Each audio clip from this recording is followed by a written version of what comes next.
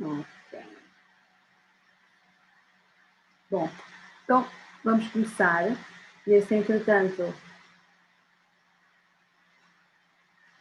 começamos a ter aqui pessoas também. Estava aqui à procura de ver o chat.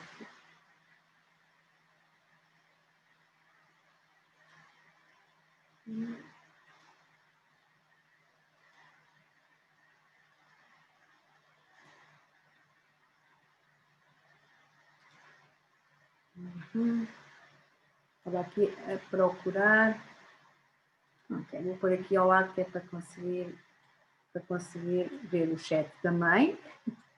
Para ver se as pessoas nos estão a acompanhar já também, para saber quem é que já está online.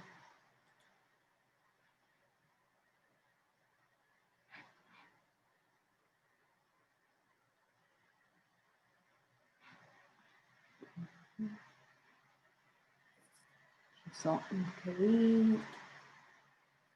Para ver se...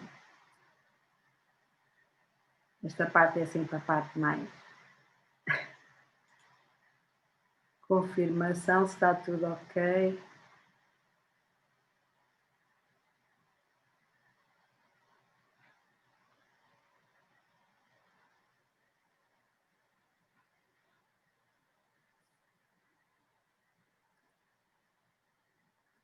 Não sei.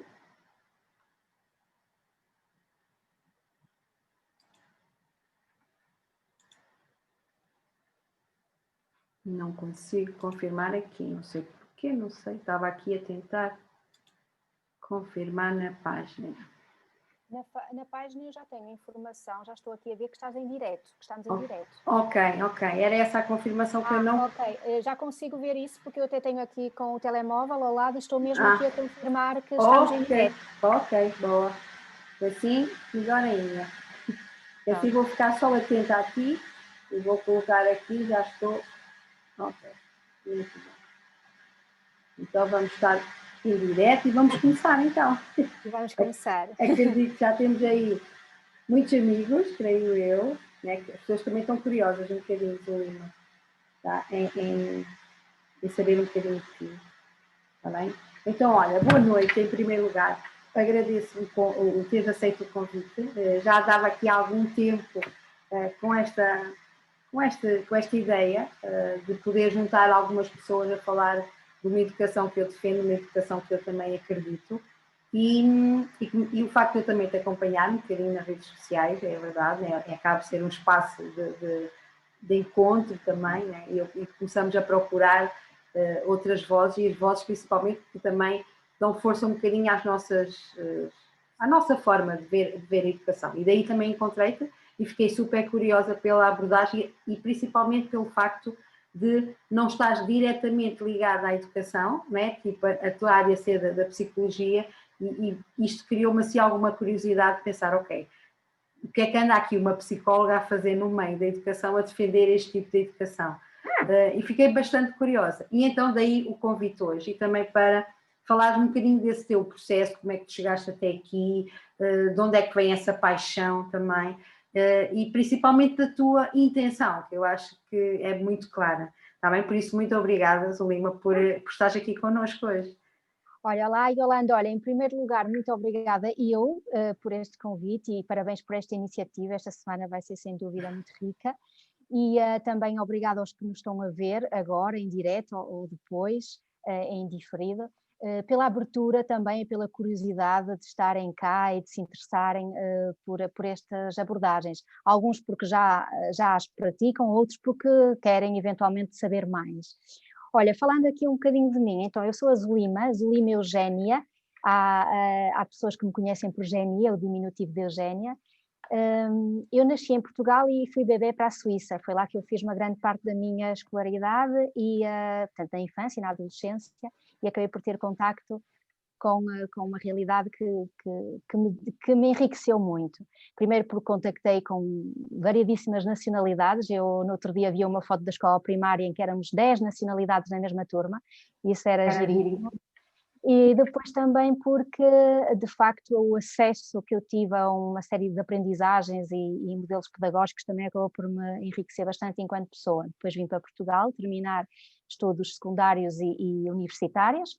Fiz a psicologia, que sempre foi, sempre houve ali um bichinho pela psicologia por causa da questão das relações humanas.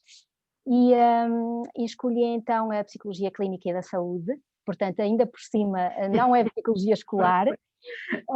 Precisamente pela minha curiosidade em perceber a mente e estas questões mais subjetivas da relação humana. Terminei em 2007 no meu curso em Braga, depois comecei a trabalhar e fiz o meu mestrado também na área da psicologia clínica e da saúde, mas mais especificamente sobre o impacto que as experiências adversas vividas na infância têm na idade adulta. Portanto, acabei por participar num projeto que alguns investigadores já estavam a fazer, que era a reprodução dos estudos ACEs em Portugal. Pronto, e foi giríssimo.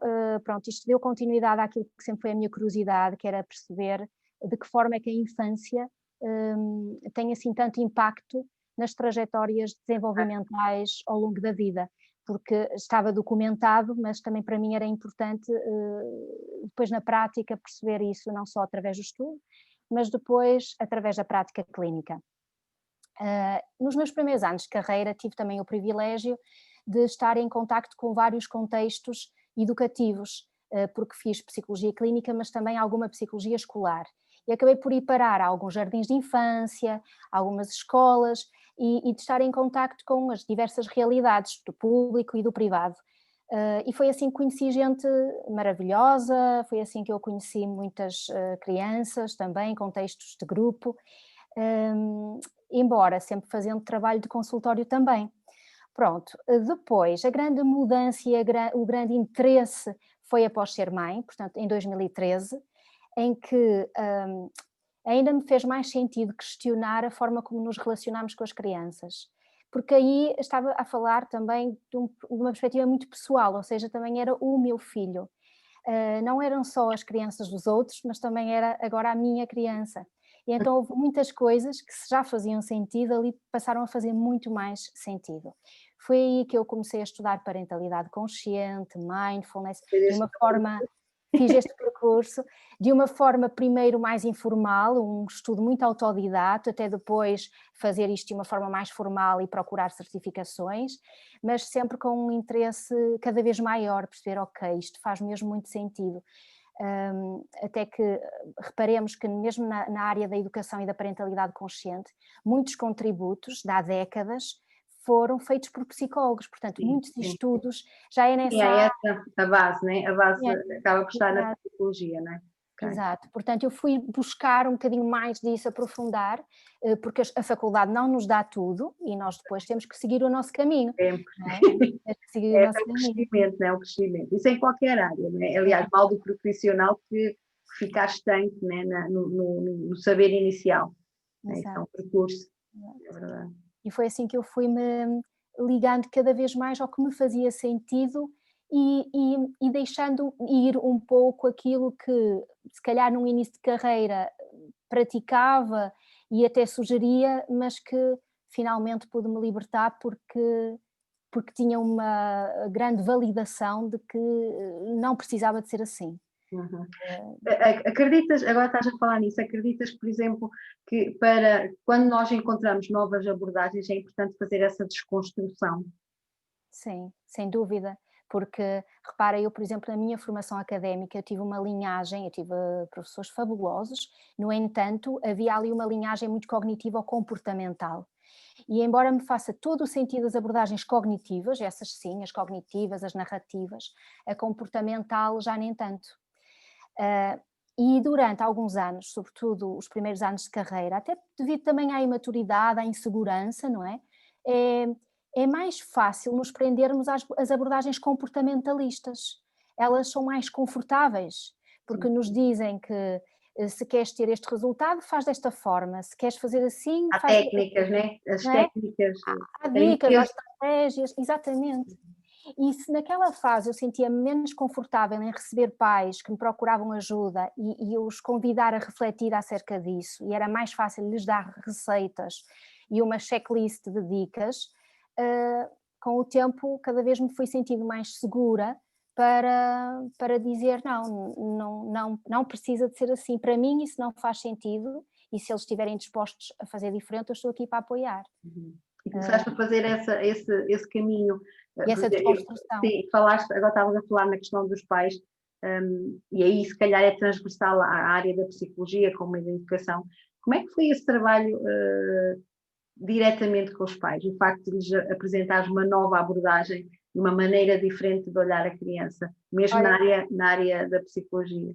É giro o que estás a perguntar, porque no fundo, quando estamos também a falar das mudanças em termos de escola, ou seja, a mudança da escola, esse meu processo também não foi um processo de segunda para terça-feira, ou seja, não foi algo assim de um dia para o outro, foi acontecendo. Eu acho que agora olhando para trás e em perspectiva, foi acontecendo de uma forma tão gradual e tão progressiva que eu não sinto que tenha havido um corte em que numa semana uma coisa me fazia sentido e na outra já não me fazia sentido. Foi mesmo uma caminhada, foi uma jornada, e à medida que essa jornada foi acontecendo, os pais foram aparecendo, ou seja, todos os pais, os professores, as pessoas que eu fui acompanhando foram aparecendo nessa jornada. Se calhar, imaginemos que a me ouvir falar hoje e se lembra de mim em 2008, por exemplo, entre 2008 a 2010, se calhar vão se lembrar de algumas coisas que eu disse na altura e que agora já não estou a dizer. Só que se foram acompanhando o meu percurso e a minha jornada, percebem que isto foi num contínuo, não foi uma mudança que aconteceu assim, dois para amanhã. Então, penso que de certa forma, ao entenderem esse desenvolvimento, eles também foram, porque é engraçado porque há de facto pais que me conhecem desde essa altura e agora retornam a mim por outros motivos, se calhar foram crianças que tinham 3, 4 anos, agora são adolescentes, e portanto recorrem a mim, vão acompanhando, percebem que eu também mudei. E eles estão dispostos, foram tanto dispostos a mudar também. Claro. Sim, porque a questão da mudança nós temos que nos abrir a ela, não é? Tipo, não... é um processo, como estavas a falar, e é importante também os pais começarem a perceber e acabam por entender que do outro lado encontram alguém que também está a fazer esse processo, não é? Que acaba por haver aí um caminhar em conjunto que lhes dá também a eles um bocado, tipo um alívio, no sentido de dizer assim, ok, está tudo bem, eu antes fazia assim, agora faço assim, porque os outros também fazem da mesma forma. Né? Sabes que há uma coisa que eu costumo dizer, que nós quando estamos, e não vou dizer esta palavra do ponto de vista pejorativo, vou falar da palavra ignorância, mas não no ponto de vista pejorativo, que é enquanto nós estamos na ignorância, nós fazemos o que fazemos porque nós não conhecemos de outra forma, não é? E vamos descobrindo novas informações, vamos explorando novos conhecimentos, vamos acedendo a novas abordagens e de repente saímos dessa ignorância. E portanto, eu diria, já não conseguiria, eu disse isso várias vezes até quando acabava por confessar à Michaela Owen, que foi com quem eu descobri a parentalidade consciente, de que nunca mais pode ser como era de antes, porque se antes eu fazia de uma forma ou sugeria de uma certa forma porque eu não conhecia diferente ou porque não tinha aprofundado outra coisa, fazer igual agora que eu sei tantas outras coisas, isso é que seria grave. Pois, sim. Sim, é quase como o pressuposto, né? Todos nós fazemos o melhor com os recursos que temos. A ideia é procurar melhores recursos, né? Para ir fazendo sempre para sempre melhor, porque agora abordaste aí a questão da parentalidade consciente, né? E é uma coisa que também te é muito querida, né? E que nós a nível e eu falo porque também fiz esse percurso, não da mesma forma, mas em relação à parentalidade consciente também com a Micaela, ou seja, essa questão da parentalidade, né? E falando um bocadinho agora daquilo que estavas a falar do teu percurso, acaba por ser mesmo uma coisa muito mais nossa do que a intervenção com os nossos filhos, né? A questão do processo, né? O processo é nosso, né? Somos nós que mexemos na nossa parentalidade. Né? Isso também faz a diferença em relação à psicologia, fez essa diferença na tua abordagem? fez diferença porque eu passei a ter de 90% de consultas com crianças a 90% de consultas com os pais. Ok. Ou seja, foi mesmo uma mudança radical, radical que não foi radical porque foi acontecendo ao longo dos anos, Sim, ok? sim. Mas foi sinto importante, que achaste que foi importante, não é? foi sem dúvida importante, porque perceber que em 90%, bom, isto é um número que eu atiro ao ar, porque Sim, de mas facto é uma a percentagem sensação que tu tens, muito não grande. é? A sensação que eu tenho é que uma grande maioria dos casos em que há uma procura de ajuda para uma criança, o trabalho não é pela criança. Não é? E sobretudo porque quem procura a psicologia clínica procura por problemas de comportamento, problemas emocionais, portanto quem procura a psicologia clínica no âmbito escolar, provavelmente também há questões diferentes e que aí faz algum sentido um trabalho centrado com a criança, porque estamos a falar de outras perturbações de aprendizagem, etc., que não é a minha área. Na área da psicologia clínica, o que nós recebemos são muitas vezes os problemas comportamentais e emocionais. E eu percebo que, hoje percebo que o sucesso passa por trabalhar com os pais e professores, porque eu procuro sempre esta abordagem que nós chamamos a biopsicossocial, não é? Porque, de facto, a criança está num contexto e é importante para mim conhecer as pessoas que estão ligadas a essa criança, pelo menos aquelas que estão ligadas de forma mais direta, professores e família. E de repente, quando nós começamos a trabalhar mais com a família e mais com os professores, as mudanças começam a acontecer na criança. Não quer dizer que eu não esteja com a criança, mas estou muitas menos vezes com as crianças agora e percebo essa diferença, porque efetivamente há um trabalho de desconstrução, como tu dizias há pouco, que começa por cima, começa pelos pais, começa pelos adultos. Daí que tu falavas há bocadinho e questionavas-me sobre as minhas intenções. Eu tenho aqui várias, não é? No fundo elas estão interligadas, mas uma delas é precisamente essa, é ajudar as pessoas a questionarem os seus comportamentos e de onde é que eles vêm, perceber que vêm de crenças e que essas crenças foram construídas em algum lugar, foram criadas em algum lugar. E quando começamos a questionar e a desconstruir, percebemos que afinal há outros caminhos e que podemos fazer diferente, que esses outros caminhos também vão levar a soluções diferentes e a comportamentos diferentes no outro. Claro. E isso remete-nos para a questão, que é outra intenção minha, de consciencializar para a importância das relações sustentáveis e verdadeiramente ecológicas para connosco e para com os outros. Ou seja, eu permitir-me também enquanto adulto ter um comportamento, ter um determinado tipo de atitudes que me respeitam, que respeitam a minha ecologia, a ecologia do meu sistema, ou seja, que eu não tenha que me anular, que eu não tenha que deixar de ser quem eu sou, porque quero ser boa mãe, ou bom pai, ou bom professor, ao mesmo tempo que todas essas minhas práticas, comportamentos e atitudes tenham um impacto o mais possível positivo no outro. Sim. Sobretudo porque estamos a falar de uma relação com uma criança. De certa forma aqui é um bocadinho esse cuidar do contexto, não é? Cuidar dos intervenientes do contexto para criar um contexto de qualidade para a criança, certo? Sim, por causa desta questão que é as relações.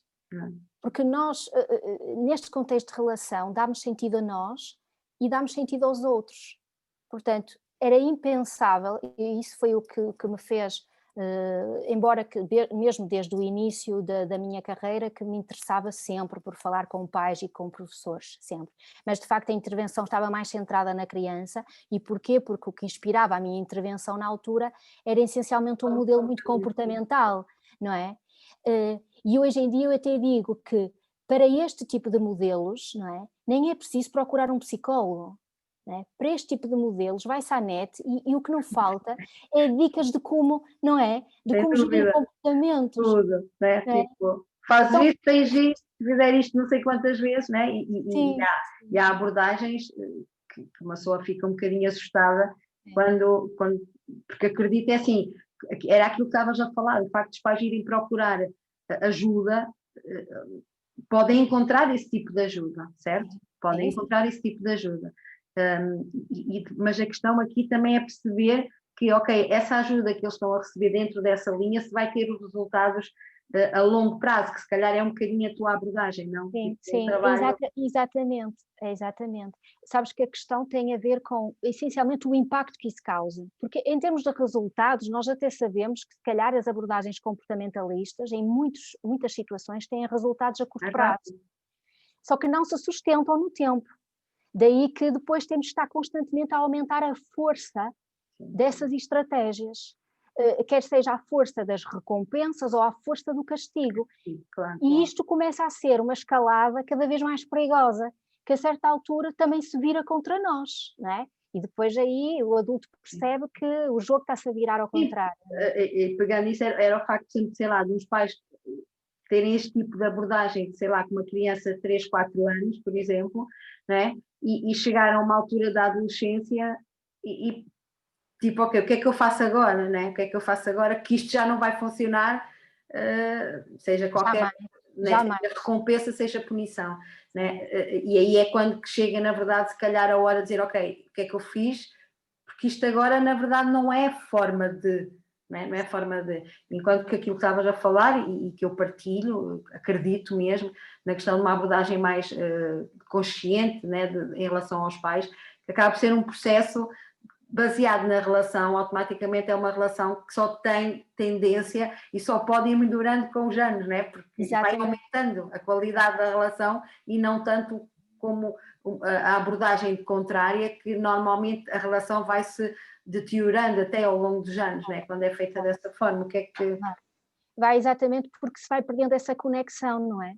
E quanto mais perdemos a conexão, mais perdemos a vontade de estar ligada, de estar a cooperar, de fazermos as coisas de uma forma intrínseca, com entrega, com vontade. Ou seja, fazemos por interesse, na verdade. Naquela lógica, não é? De buscar o prazer ou fugir da dor, não é? E então aqui, por isso é que eu falo que abordagens comportamentalistas têm, de facto, tanto a nível doméstico, entre pais e filhos, como no domínio escolar, entre professores e alunos, se calhar têm resultados assim imediatos, mas não muito sustentáveis no tempo, porque é preciso ir aumentando a força disso tudo e chega a uma altura em que nós perdemos as pessoas e acho que já não há uma relação, e se não há relação, não há mais nada.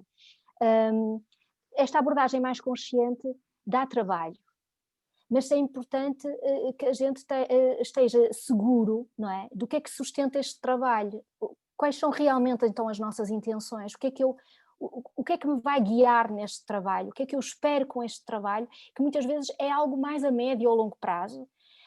E eu quando falava há bocadinho daquilo que é para mim importante, que é perceber que a infância tem impacto na vida adulta, ou seja, quando eu acredito nisto, e não só porque é científico, mas porque de facto eu acredito, e depois porque vejo empiricamente que é verdade, tudo o que acontecer na infância vai ter um impacto nas trajetórias desenvolvimentais. Então eu posso hoje, enquanto que estas crianças são pequenas, eu, mãe, pai, professor, por aí em diante, responsável, adulto, eu posso fazer alguma coisa para que esta criança tenha uma infância que aumente as possibilidades de seguir trajetórias desenvolvimentais adaptativas, ajustadas, equilibradas e que evite a consulta do psicólogo e do psiquiatra aos 20, 30, 40, por aí. Mais tarde.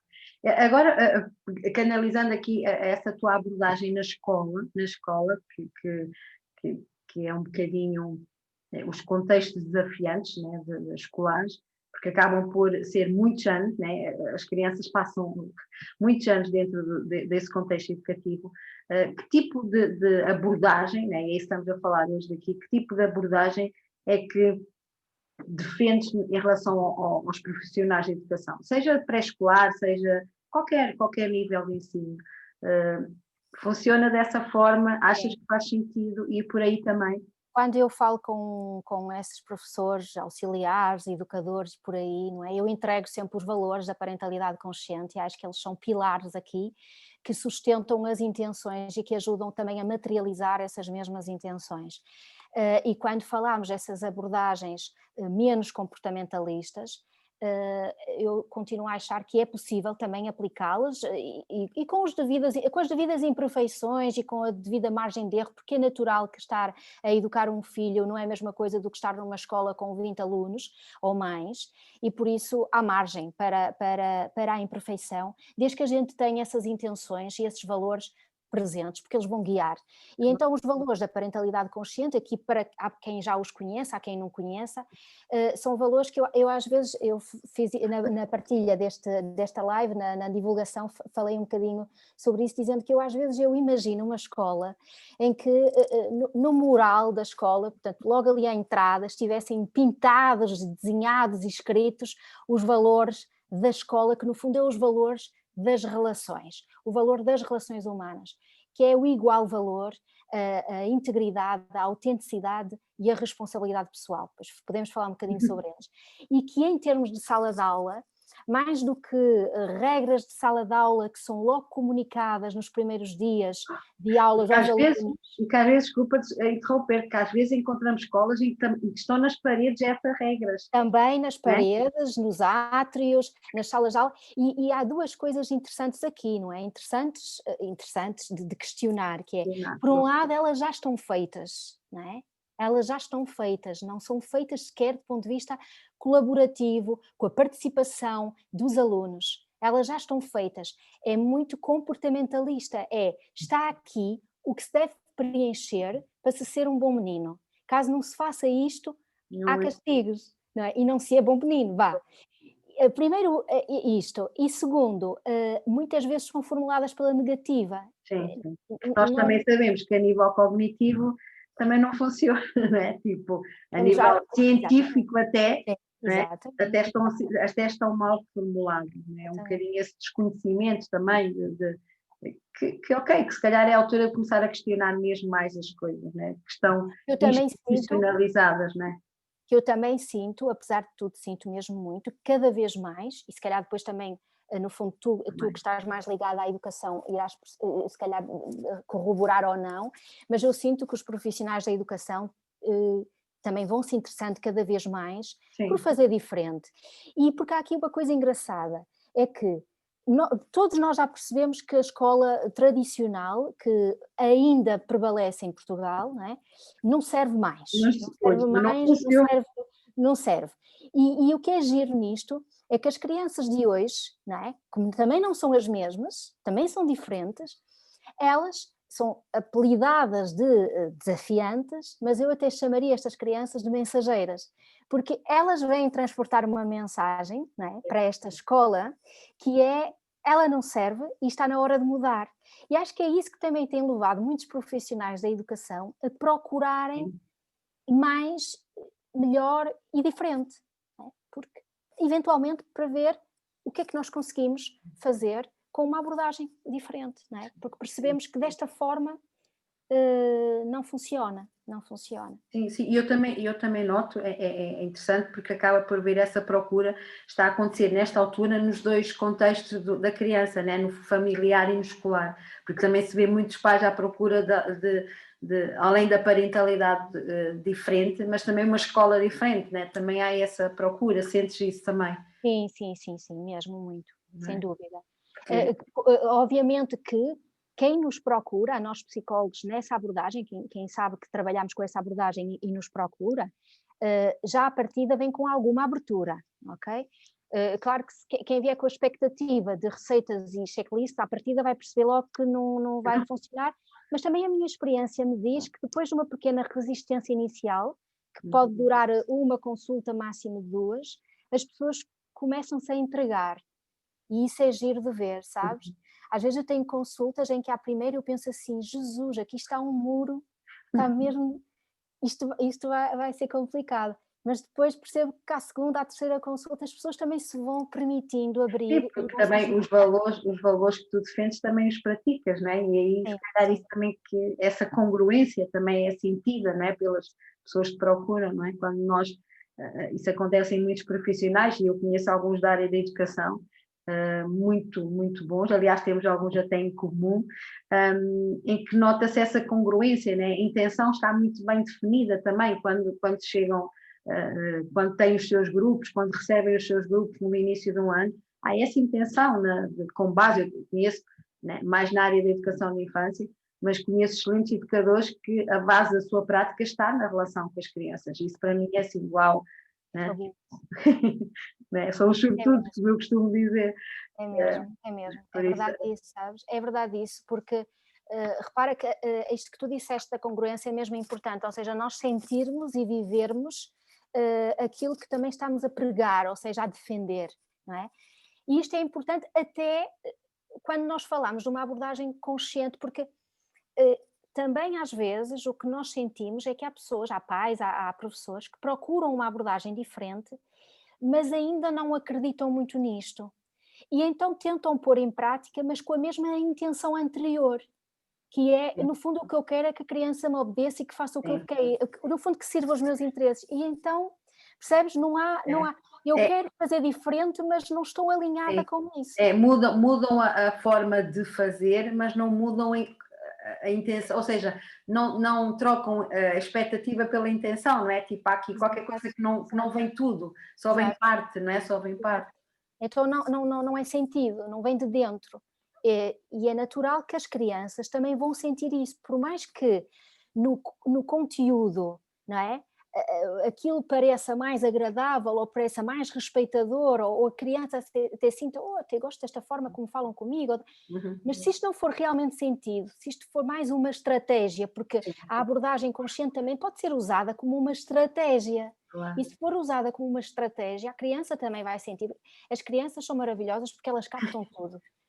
Captam tudo.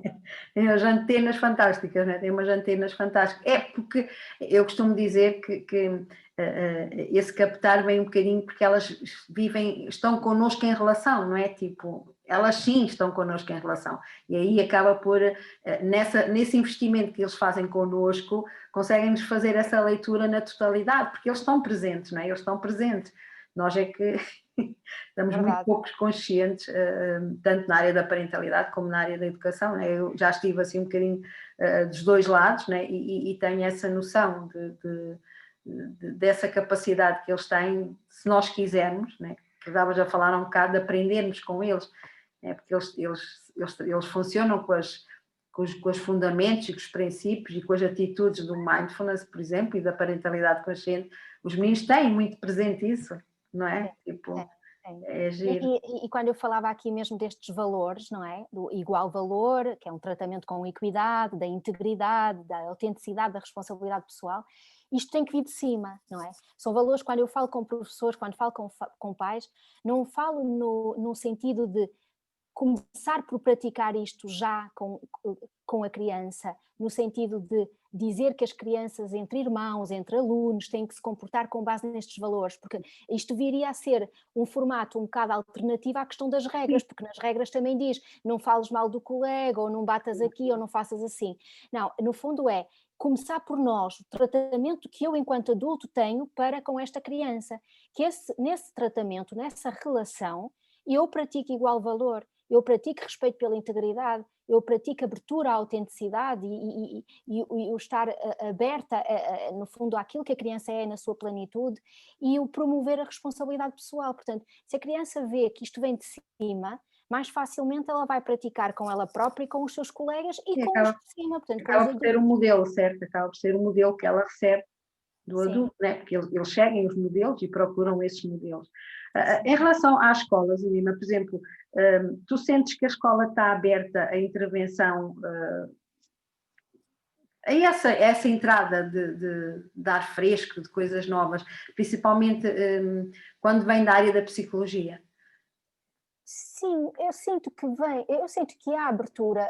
Bom, nas escolas também já se vai tendo bastantes equipas compostas por psicólogos, não é? E alguns desses psicólogos pode não de uma forma muito assumida e formal, mas vou também percebendo que já há muitos psicólogos com estas abordagens e que vão nas escolas introduzindo esta educação mais positiva, esta abordagem mais construtiva, pronto. E sinto da parte das escolas que vai havendo também essa abertura. Só que, como eu digo, se calhar não falaríamos de escolas, falaríamos mais de pessoas, porque mesmo no sistema público, não é? Aquilo que eu vou verificando é que há muitas diferenças. Há escolas públicas em que as pessoas da escola, não é? Porque não é a escola, são as pessoas da escola, estão muito abertas à nossa ajuda, à nossa abordagem, mas depois também depende da forma como nós apresentamos esta abordagem, não é? Eu não posso chegar a um professor ou um educador e dizer esta é a minha verdade e é assim que funciona melhor, porque isto não gera ligação, não gera também do outro lado. Portanto, esta questão da Realmente parentalidade até gera ao contrário, né? Uma estou-me a proteção, sentir, né? não é? Estou-me a sentir ameaçada, certo? E julgada, não é? É, Porque é. no fundo também eu pensar assim, e se fosse eu o professor, não é? Eu também não gosto, como mãe, que me digam diretamente, olha, o que tu estás a fazer está a ser mal feito, não é? Se calhar gosto que me ajudem a refletir, ou que eventualmente, não é? É a mesma coisa nas escolas, tem muito a ver com a forma como nós abordamos isto, e como nós empatizamos com as dificuldades que os professores e os educadores também vão sentindo, porque de facto, a única experiência que tenho nesse âmbito é da observação. Eu já dei aulas também de desenvolvimento pessoal e social, mas era já umas idades mais, já eram miúdos mais crescidos, e já aí percebi que é difícil ser professor, é difícil estar a ensinar. A ensinar, isto é, agora se calhar nem seria este o termo, mas de cativar, não é? E eu procuro, né? isso, eu procuro empatizar com esse lugar. É um trabalho desgastante, mas também é um trabalho que eles escolheram, portanto, presumo que seja uma vocação, não é? Porque todas as profissões podem ser desgastantes. A minha também, aos olhos de muitas pessoas, pode ser considerada desgastante, mas é a minha vocação. Mas empatizar, e de facto é difícil, é desafiante, mas podemos sempre encontrar nestes desafios oportunidades do professor e do educador também se superar, também crescer junto, também aprender coisas, independentemente da sua idade, aprender. E quando nos entregamos ao momento, quando nos entregamos às crianças, também aprendemos tanta coisa com elas, elas ajudam-nos a pensar. É giro isso. Pôr em causa, não é? Pôr em causa. Olha, Zulima, vou aqui aproveitar, está aqui uma questão de uma colega que diz que neste momento abracei um projeto de apoio ao estudo e gostaria de saber como posso ajudar adolescentes desmotivados com a escola, com o estudo, neste caso. Ela diz que sempre que tenta se aproximar, ele afasta-se mais, mantendo-se no seu espaço de conforto, de não gosto de estudar, não quero saber, a escola não me diz nada, as pessoas não gostam de mim. Como ajudar a desconstruir estas crenças? Boa pergunta, boa pergunta. Obrigada. Boa pergunta. Pergunta que dava para muita conversa. Dava não é? para outra, né? Dava para não outra. é? Sim, porque esta questão dos adolescentes era aquilo que estavas a falar um bocadinho também, né? O facto de certa forma, é o resultado de uma coisa que já foi construída ao longo de muitos anos, não é? Sim, sim. Nós estamos sempre a tempo, não é? De restaurar ligações, de ter uma. Mas é verdade que a fase da adolescência é uma fase em que nós vamos perdendo um bocado as nossas crianças, porque elas vão se desvinculando dos seus modelos anteriores de referência, que são pais e professores, para se vincular aos seus pares, não é? E elas querem identificar-se com esses pares, querem ser cool, fixes, às vezes o ser desviante é bom, o não estudar é bem visto, quer dizer, depois é questionar, não é? Se o problema está efetivamente no jovem, não é? Ou o que é que aconteceu, quais são todos os processos que conduziram este jovem se desligar, agora numa idade em que está neste conflito entre, por um lado, eu já não sou criança, e por outro lado, eu já vou sendo mais crescido, tenho mais autonomia, mas ainda não sou adulto, ou seja, há este conflito interno, mas uma grande necessidade de começar a decidir por si, começar a afirmar-se, e no fundo a decidir, olha, agora não quero, agora não me apetece, não é? Já ninguém me pode prender no quarto, já ninguém me pode chantagear mais, porque se me apetece eu saio de casa, vou dormir ao colega e apareço 2 dias depois em casa, quer dizer, começa a ser uma idade em que é mais difícil nós restaurarmos esta ligação, mas a solução está em procurarmos dialogar, conversar, sejam os professores, sejam os pais, porque a solução está sempre na relação. Sentirmos-nos ouvidos, vistos, mais do que julgados. Um jovem que está constantemente a ouvir e tu és um preguiçoso e tu não estudas e tu não vais dar nada e isto não vai correr bem, está constantemente a ouvir isto, vai se comportar cada vez mais de acordo com isto. E começa a colocar essa questão na identidade, né? Aquilo que, nós, né? Que uma pessoa começa começam a acreditar que são aquilo, não é? E o comportamento tem que ser congruente, não é? E, no fim, eles são congruentes com a identidade que foi criada ao longo destes anos. É um bocadinho isso, não, Zulina? Sim. E depois sabes que aqui também remete-me esta questão da adolescência, remete-me para aquele valor da responsabilidade pessoal, não é? É que depois passa-se imensos anos até a adolescência a não promover essa responsabilidade pessoal. E depois os jovens não conseguem dar conta das suas vidas e os pais e os professores culpabilizam-nos por isso, não é? Não houve treino, não é? Exatamente, onde é que isso começou, não é? Onde é que isso começou? E este é um valor mesmo importante, porque desde pequeno não é dada à criança a oportunidade de fazer escolhas, de tomar decisões, de cair e levantar-se, de reparar os seus problemas, de procurar soluções, acompanhado, sim, acompanhado, com retaguarda, com apoio, sim, mas responsabilizar-se. Para se responsabilizar, ela tem que sentir que tem poder pessoal, que também pode fazer certas coisas, pode tomar decisões, pode fazer escolhas. E isso não é promovido na infância, não é ainda suficientemente promovido. E depois eles chegam à adolescência e também não sabem como é que isso se faz, não é? Portanto, vão-se desligando das coisas e não vão percebendo a real importância das consequências e do que é que isso pode acarretar para a vida deles. Depois também estamos a falar de todo um sistema educativo que também não motiva as crianças e, portanto, eles chegam à adolescência desanimados e sem grandes perspectivas em relação ao futuro, ao que é que querem ser, ao que não querem ser, propósitos de vida, essas coisas todas, não é?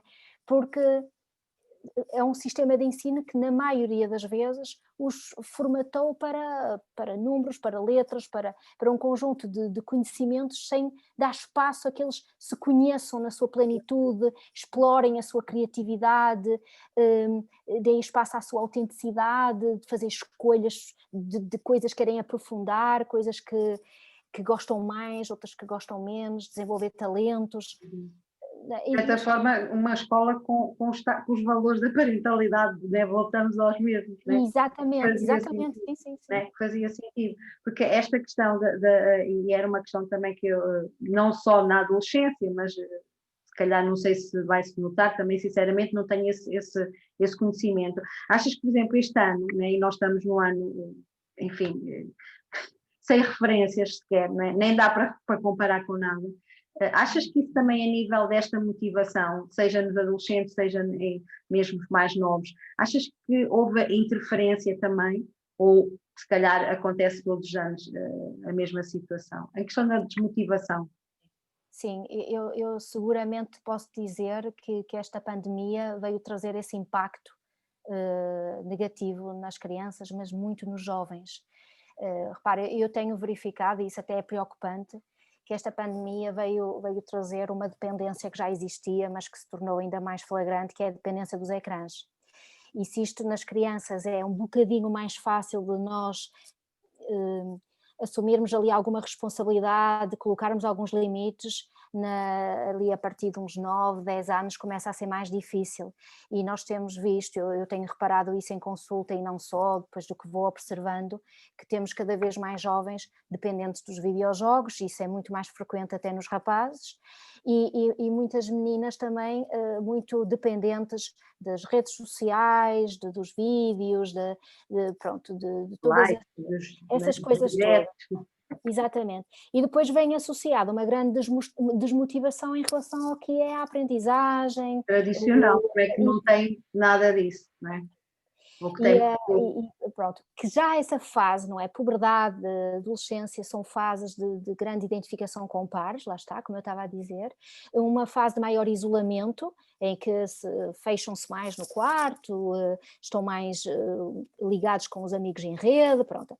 Só que depois também há um grande desvincular de propósito de vida, do sentido da vida, do que é importante para mim desenvolver mais, e eu tenho notado que esta pandemia realmente, e sobretudo aquele confinamento e as escolas fechadas por demasiado tempo, veio trazer, agravar Sim, porque de certa forma deixou de haver o contacto com a escola e automaticamente houve o reforço do online, não é? Sim, Entre eles. sim, Eles não deixaram de estar com os colegas. E sim. se calhar até meninos que possivelmente até passavam muito pouco tempo nas redes sociais e acabaram por obrigatoriamente, com esse confinamento, ter que o fazer.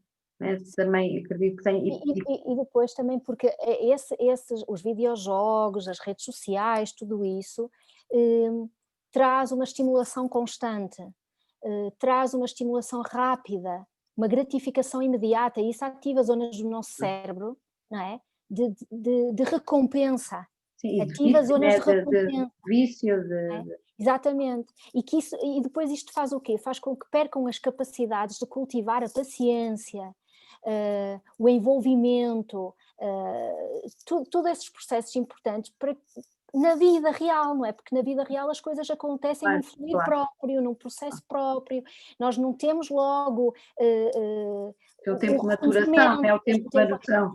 tem todo o seu tempo, Claro. e quanto mais há essa ligação aos jogos, aos ecrãs, aos vídeos, às redes sociais, quanto mais isso, e mais precocemente isso existir, porque estamos a falar de um cérebro em construção, não é? Quanto mais precocemente isso existir, mais isto dá uma percepção que não é real acerca do que é a vida. Há maior distanciamento, não é certo? Exatamente. E isso conduz, e é preocupante depois a sintomas que tem-se visto muito agora nos jovens, sintomas depressivos e sintomas de ansiedade. Uhum. Sim, tem Porque de aumentado. facto depois na vida real as coisas não são assim. Então depois o que é escola, o que é desporto, o que é convívio ao vivo, tudo isso deixa de ter interesse, porque não acontece à mesma velocidade.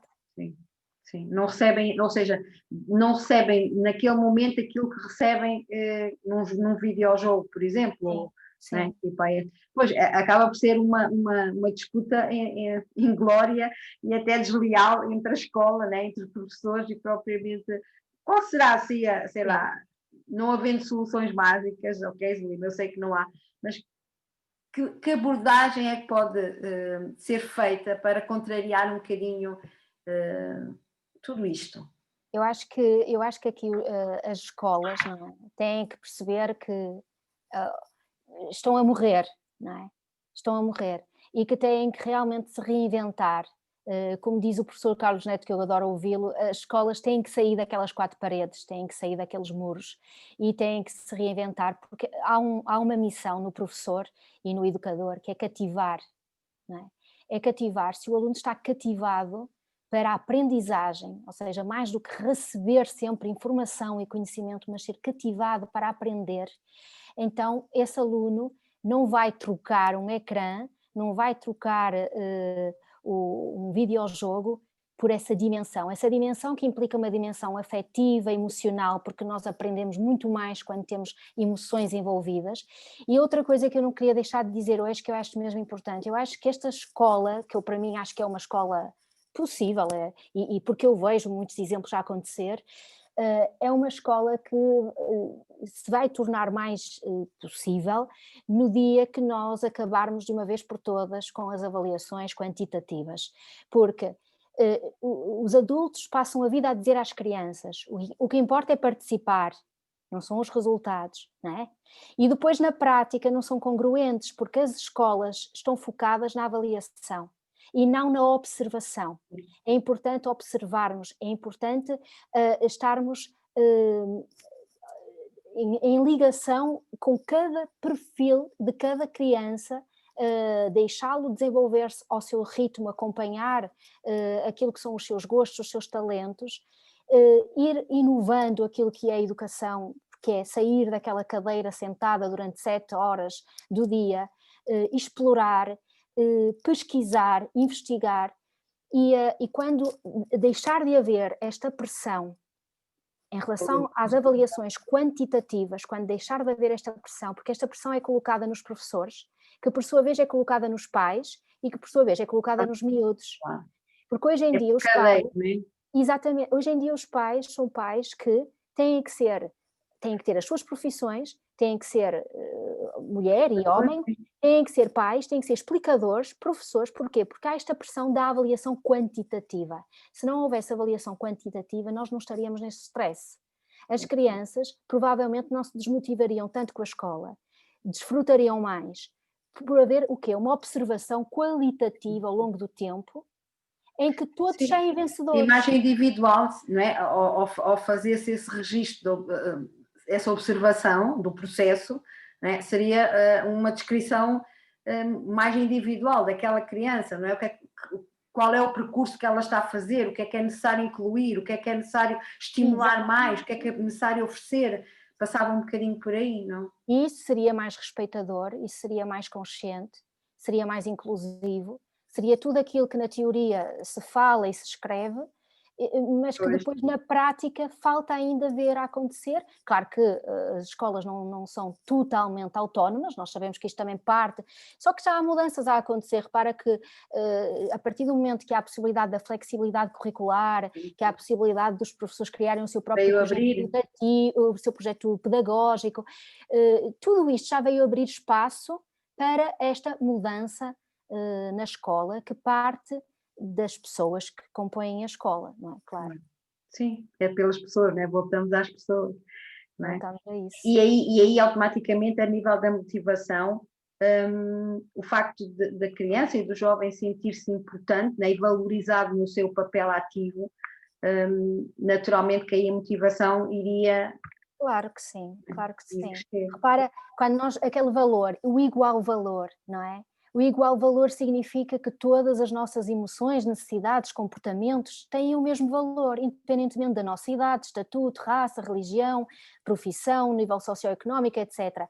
Então, o que eu às vezes ouço, eu tenho em consulta às vezes jovens que me dizem, pronto, eles vão-me testemunhando, não é? O porquê da sua desmotivação. E há jovens que me dizem que as aulas são uma seca, porque eles nem sequer podem manifestar uma opinião diferente, nem sequer podem debater uma ideia, porque os professores não dão abertura para isso. O professor, ainda há professores, não são todos, não vamos generalizar, mas ainda há muitos professores que acham que existe uma verdade e que a forma como expõem os seus conhecimentos e os seus saberes não pode ser discutível. Não há espaço para o debate, para a discussão. Primeiro ponto, porque há programas para cumprir, não podemos perder tempo, essa coisa toda. E segundo ponto, porque é quase como se o professor estivesse a ser atingido no seu ego. Nós temos que nos libertar desta mente egoica e temos que perceber que estamos ao mesmo nível enquanto humanos e que aquele aluno, independentemente da sua idade, o que ele vai dizer tem o mesmo valor e a mesma ponderação do que aquilo que eu estou a dizer enquanto adulta. Quanto muito, se calhar, terei outra maturidade, outra forma de conceitualizar, mas estamos ali para conversar. Outra responsabilidade, não é? Aí é que exatamente. Outra responsabilidade, mas essa responsabilidade do adulto depois depende de como é que ele a quer exercer, claro, não é? claro. Se a quer exercer de uma forma muito autoritária, aqui quem manda sou eu, não há espaço para conversa. Aqui a responsabilidade é de criar, de criar ferramentas para que cada vez mais a criança e o adolescente consigam dar a sua opinião de forma mais argumentativa. Não é? Dar-lhes ferramentas. Sim, porque nós estaríamos aí a estimular desde pequeninos, não é? Porque o neocórtex começa-se a formar aos 4 anos, acaba aos 25. Estaríamos a ajudar nessa formação do neocórtex, que é uma estrutura cerebral que nos possibilita o pensar, o antecipar consequências, criar empatia, debater ideias, tudo isto que nos distingue dos animais. E então, este estímulo muitas vezes não é feito na escola neste percurso, não é? Neste percurso do cérebro em construção. Pois temos miúdos acima dos 25 anos em que o cérebro supostamente está formado, e lá está, como diz o professor Carlos Neto, que são autênticos totós, porque também não conseguem pensar sobre nada, não conseguem... Não foi estimulado. Não foi estimulado, não é? Então, ao não conseguir pensar sobre as coisas, também têm mais dificuldade em assumir responsabilidade pessoal. Claro. Sim, porque isso não foi, eu costumo dizer que a infância, a adolescência acaba por ser o laboratório, né? Deveria ser o laboratório onde tudo pudesse ser experimentado, era fantástico, nós conseguíssemos experimentar tudo até chegar a adultos. Assim, em adultos era mais fácil ser adulto, não é? Só que não acontece normalmente, né? Tipo, nós temos um padrão que nos é condicionado, né, durante estes anos todos, e depois, a partir do momento que largamos a escola, ok, então agora começa a aplicar aquilo que não te deram, não é? Porque aquilo que foi dado normalmente não serve, tipo, não encaixa, não é? Tipo, é quase como darem sei lá, daquelas peças de encaixe, né? Que dão a base, mas as peças não são aquelas, uma pessoa passa uma vida toda ali a tentar encaixar as peças. E eu acho que, e é daquelas coisas que quando nós falamos em escola, e acredita que também já passei por esse processo, estávamos a falar, né, a questão de passar por um processo em que fazia de uma maneira e depois as coisas começaram a não fazer sentido e fazer essa desconstrução. Mas uma das coisas que eu mais ouço do Lima, e não sei se tu mesmo com essa abordagem na escola também ouves, e eu ouvi durante algum tempo, era que isto sempre foi assim, não vai mudar, tipo, eu faço assim e está tudo bem e não é agora que eu vou mudar porque sempre fiz assim desta maneira. Isto também fez parte das recepções que tu tiveste ou que tens ainda em relação à escola. Já aconteceu isso, já aconteceu. Felizmente, menos vezes do que ter profissionais com abertura e que quisessem realmente colaborar. Já aconteceu, mas muitas menos vezes. O que eu acho é que, de facto, a mudança só vai acontecer dependentemente das intenções das pessoas que lá compõem a escola, não é? Porque mudar é difícil, existe trabalho, existe desconstrução. Só que se as minhas intenções estiverem realmente focadas no desenvolvimento sustentável, nas relações de respeito, na congruência daquilo que defendo, ou seja, eu se defendo a tolerância, o respeito, a diversidade, a participação, defendo estas coisas, a não violência, não é? Se eu digo que isso é importante, eu tenho que o praticar. E então isso passa por esta minha postura enquanto professor, de também, na minha prática com o meu aluno, eu também não ter uma comunicação violenta com ele, eu também respeitar a sua autenticidade, tudo isso é importante, portanto depende das intenções. Se a minha intenção for, eu quero é cumprir o programa, eu quero é que eles façam o que eu digo, porque até enquanto adulto, não têm consciência às vezes disso, mas até enquanto adulto têm muita dificuldade em assumir responsabilidade pelas próprias emoções, e então culpabilizam muito os adultos por isso, as crianças por isso. Eu estou cansada porque eles isto, eu estou saturada porque eles não sei quê. E se calhar não é nada disso, não é? Se calhar os menos culpados até são as crianças. Porquê? Porque se calhar estes adultos também não aprenderam a conhecer as suas emoções, as suas necessidades, os seus limites, para conseguirem comunicá-los atempadamente, com respeito, fazendo pedidos assertivos, não é? Mas não culpabilizando. Sim. Então, eu acho que a mudança acontece quando a intenção muda também, porque intenções diferentes levam a comportamentos diferentes, como eu disse há pouco. Sim, acaba por haver, de certa forma, uma educação muito baseada nas expectativas, né? Também dos professores, não só dos pais, mas também dos professores. Né? E que eles também têm por cima, não é? Depois também, por isso aqui está tudo em rede. Eu compreendo e empatizo com isso, porque entendo que muitas vezes eles às vezes não fazem mais porque também não estão a agir sozinhos. Claro. Só que depois eu vejo exemplos lindos, inspiradores, não é? Então, quando eu vejo exemplos de que é possível e que isto parte muito da intenção da própria pessoa, eu entendo que essas barreiras que estão acima são barreiras ultrapassáveis. Eu, apesar das barreiras, eu posso fazer diferente, não é? Em vez de descansar naquele lugar de como tem estas barreiras, eu daqui não posso passar. Não necessariamente. Depende desta minha intenção. Claro. E acho que depois esta comunicação, que tem que ser cada vez menos vertical, de cima para baixo, diretor, coordenadora, essa coisa toda, mas cada vez mais horizontal. Esta dimensão de todos conversarmos, de todos sermos chamados a falar em conjunto e de contribuirmos para isto que é um bem comum, não é? Porque a escola é a base de toda uma sociedade. Ok. Eu agora, só assim, gostava também de perguntar a tua opinião sobre a questão de, já que falamos primeiro na família, depois falaste na escola, e muito bem, não é? Ok? Como é que tu vês esta ligação família-escola? Família-escola. Como é que tu vês essa... Já que estamos a falar de relações, também são outro tipo de relações, não é? Outro tipo de relações. O que eu defendo é que essa relação tem que ser o mais estreita possível. O que eu vejo é que ainda há muito trabalho a fazer aí, nesse nível. Então aí é que há mesmo muito trabalho a fazer. eu sinto que, é por isso que eu falo, muitas vezes há muita coisa escrita na teoria, depois na prática isso não se vê. Fala-se muito na teoria da dimensão participativa dos pais, da relação estreita, escola-família, essas coisas todas, mas depois na prática eu não vejo muito isso a acontecer. É verdade que o movimento tem que acontecer de forma recíproca, tem que haver vontade de ambos os lados. Às vezes a escola bem que convida e abre portas aos pais e os pais não querem participar.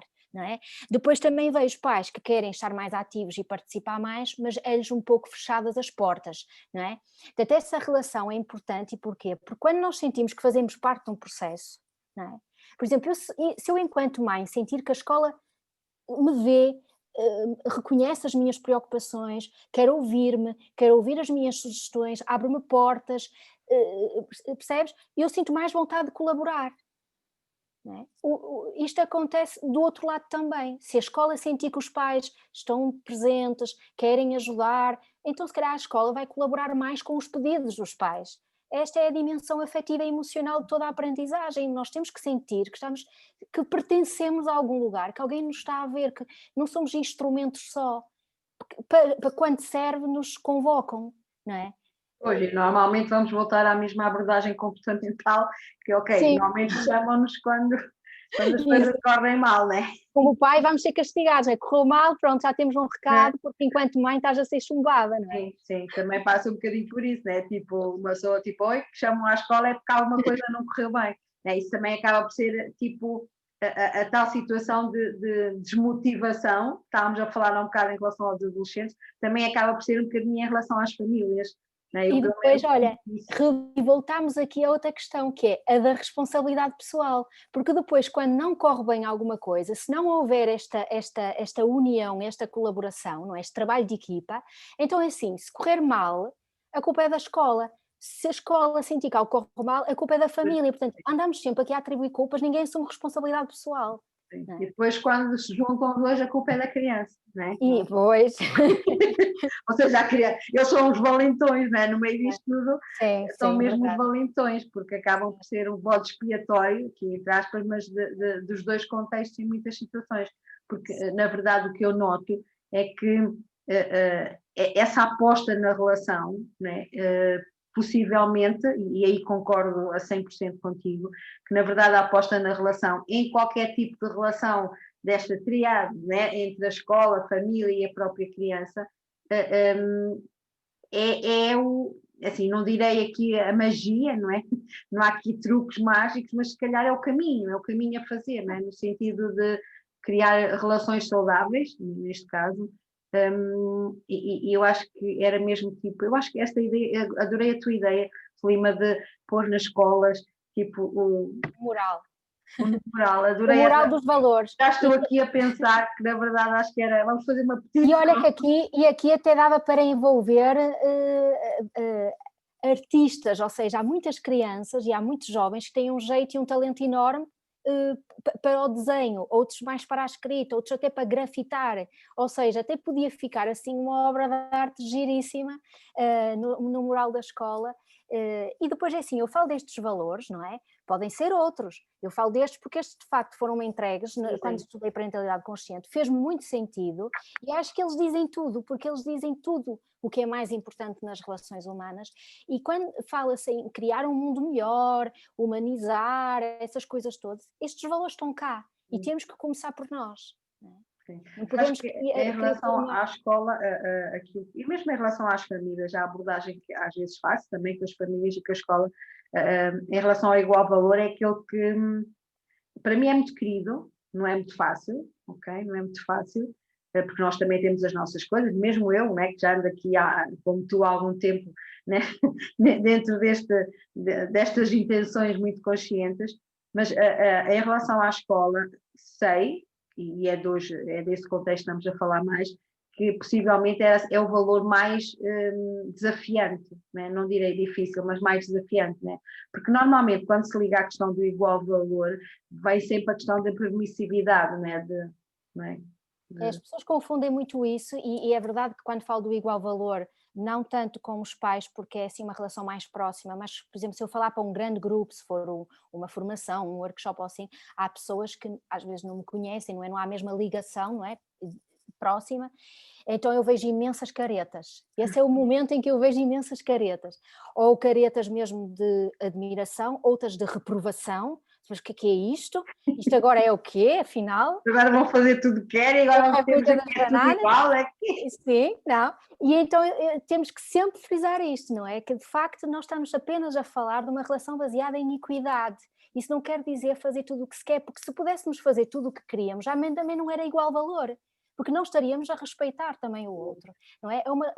Um valor baseado no respeito mútuo, tendo em conta que sabemos que nesta relação adulto-criança o adulto é responsável, só que a forma como exerce essa responsabilidade é que pode fazer a diferença.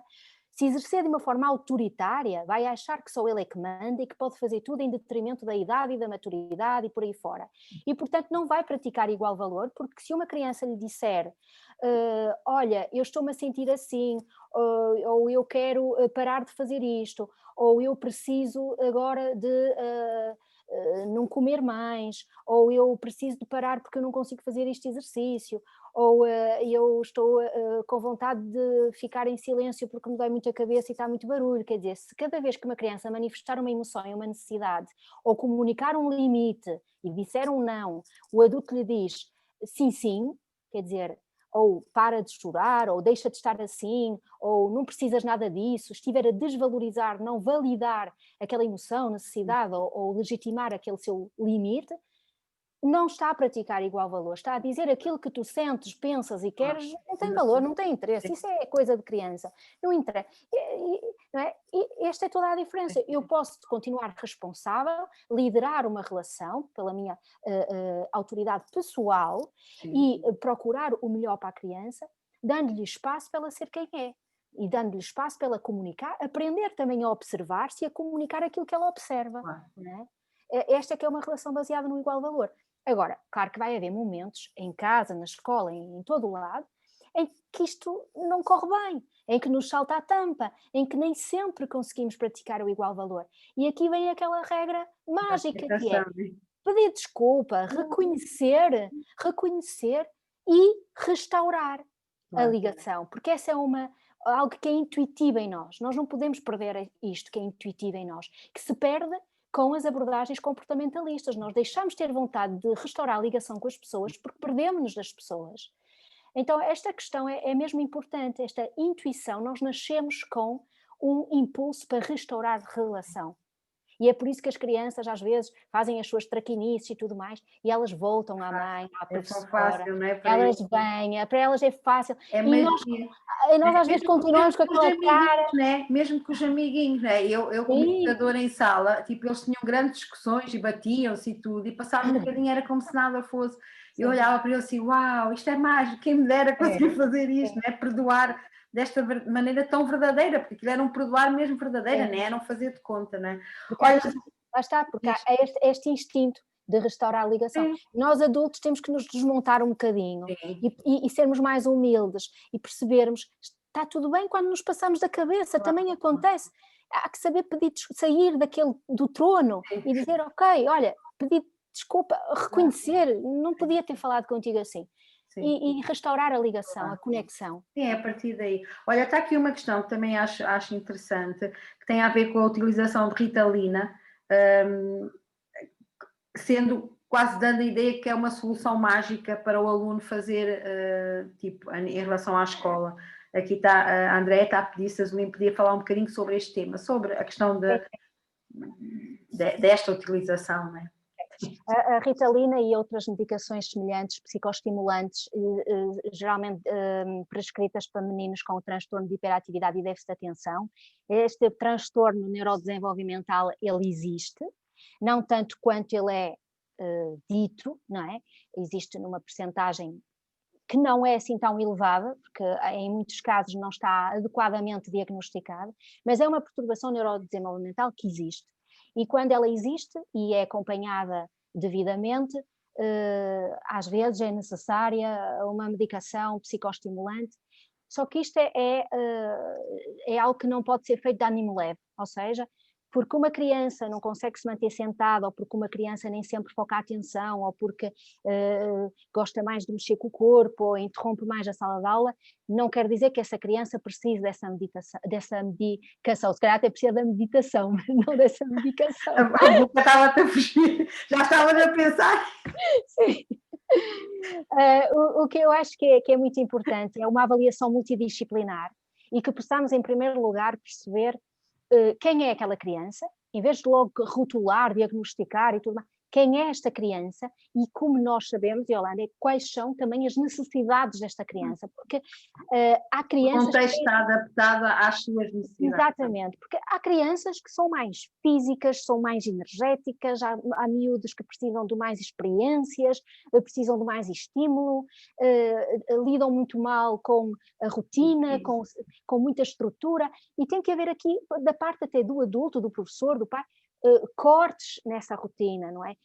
Inovação, e isto obriga também a este crescimento do professor, que se vai adaptando a cada aluno e que vai chegando a cada um à sua vez, no mesmo tempo da aula, não é? Em 30 ou 40 ou 50 minutos da aula, vai chegando um bocadinho, ora a este, ora com o outro, porque são todos diferentes, todos com necessidades diferentes, mas podemos ir chegando a cada um, não é?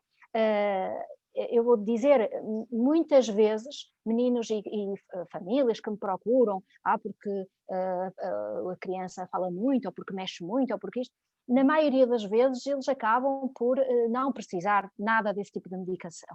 É preciso que a gente crie momentos em sala de aula e fora da sala de aula, inclusive aos fins de semana, de satisfação dessas necessidades da criança, que precisa de mais movimento, mais experiência, de desgastar mais a sua energia, de explorar outras coisas, porque geralmente são crianças curiosas, investigadoras, exploradoras, e que se tenta anular também essa autenticidade, que é o tal, falámos de igual valor, não é? Integridade, autenticidade.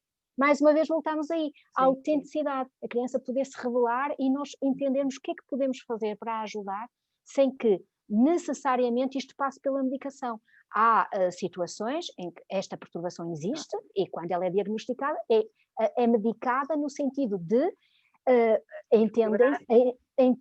entendam os médicos, porque não sou eu que prescrevo esse tipo de coisas, mas porque os médicos entendem que há mais benefícios do que custos. Só que também é importante por parte das famílias e dos professores que estejam a confiar na pessoa que está a dizer isto, não é?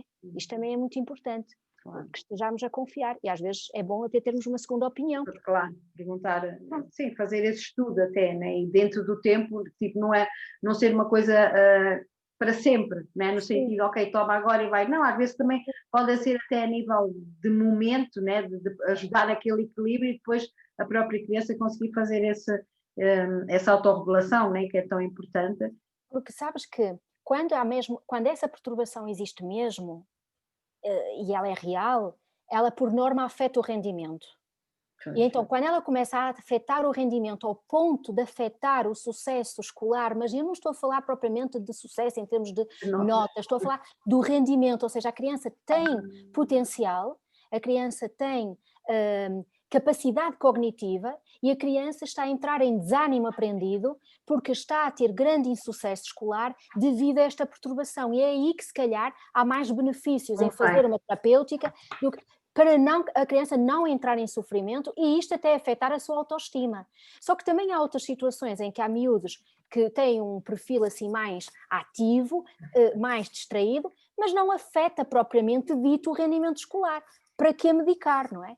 Sim. Sim, e se calhar até nota-se, por exemplo, nesses meninos que não têm um diagnóstico, né, definido, ou que pelo menos não passa muito por isso, nota-se, por exemplo, a diferença às vezes até dentro do sistema educativo, a nível das disciplinas, serem meninos que, por exemplo, em outro tipo de aulas não há queixas e não há, né, e às vezes acontece, tipo, alunos que tipo em educação física, outro tipo de professores também, né, dizem assim, mas comigo está tudo tranquilo, né, ou seja, às vezes tem a ver também com a própria dificuldade, por exemplo, em aulas mais teóricas, se calhar eles conseguirem fazer ou seja, manter durante muito tempo esse estado de atenção plena, né? que já é muito, muito complicado, mas isso também acontece connosco. Desafiante para qualquer um, e que é desafiante para qualquer um. Isso acontece comigo, né? Eu, se tiver muito tempo, sei lá, às vezes a informação em que é muito expositivo, eu chego a uma altura e tenho que fazer qualquer coisa para, né? Porque aqui a minha energia é mais laranjinha,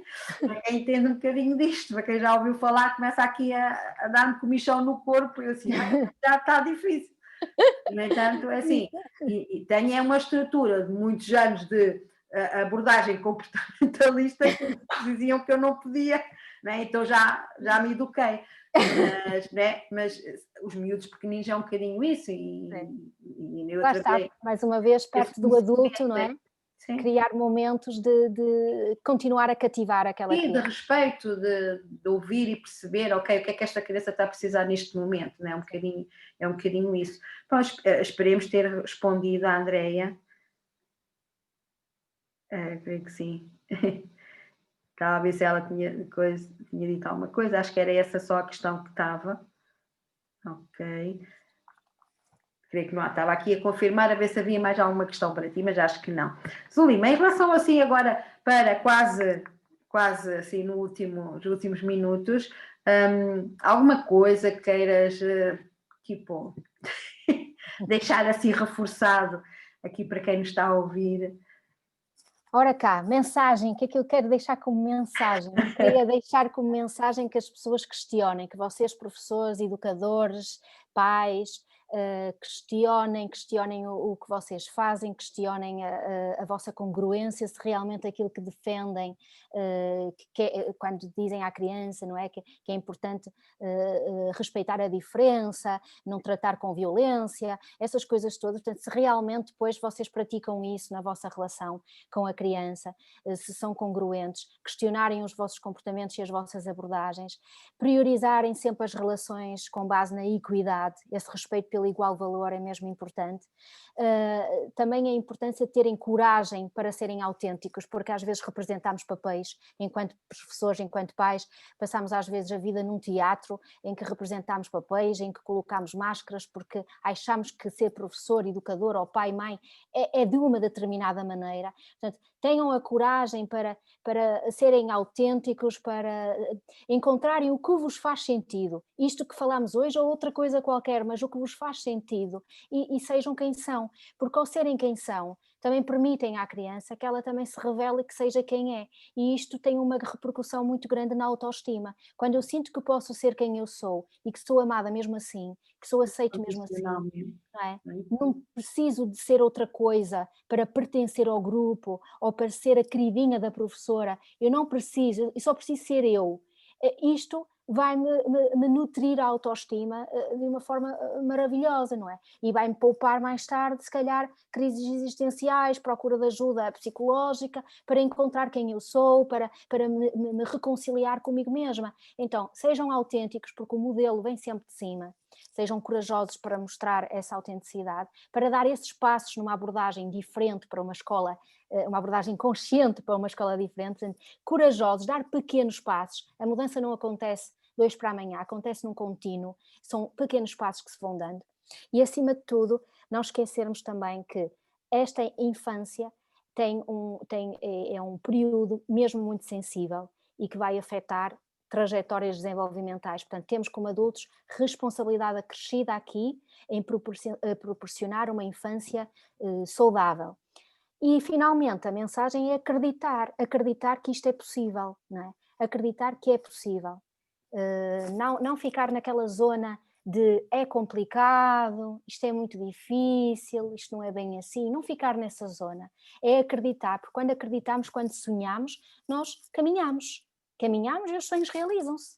Não é só nos desenhos animados, na vida real também se realizam. É verdade, é verdade. Olha, Zulima, podíamos estar aqui muito mais tempo. Só aqui algumas coisas. As pessoas a ver que adoraram, agradecer, muito obrigado. Obrigada.